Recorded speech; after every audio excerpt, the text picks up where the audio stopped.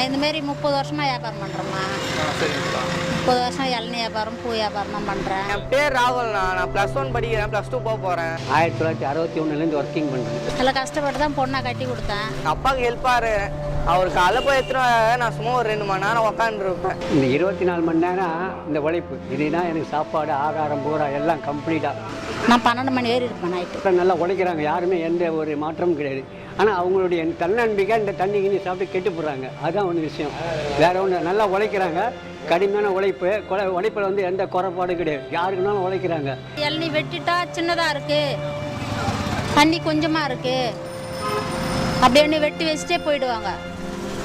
இல்லைன்னா காசு கொடுக்காம போவாங்க. கஷ்டப்பட்டு வேலை செய்கிறோம், அதுக்கேற்ற காசு வேணும் எங்களுக்கு. எங்களை மாதிரி வேலை செய்கிறவங்க கிட்ட வந்து இந்த பேரம் பேசுறது அந்த மாதிரிலாம் எதுவுமே தேவையில்லை. அவங்களே ஏதோ 1-2 தான் வாங்கி போடுறாங்க. 5-10 தான் கிடைக்கும். அதில் அந்த 5 ரூபா கொடுக்கறதுல உங்களுக்கு என்ன ஆக போகுது? தயவு செஞ்சு நான் சொல்கிறேன், உழைப்பாளர்கிட்ட எங்களாண்டு வந்து நீங்கள் பேரம் பேசாதீங்க.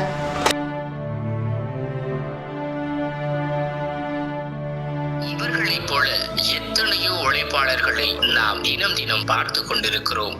ஆனால் நம் பசியை போக்குகிற விவசாயிகளை நாம் என்றைக்காவது நினைத்திருக்கிறோமா? அவர்களுக்கு நாம் உழவர் தின வாழ்த்தாவது சொல்லி இருக்கிறோமா?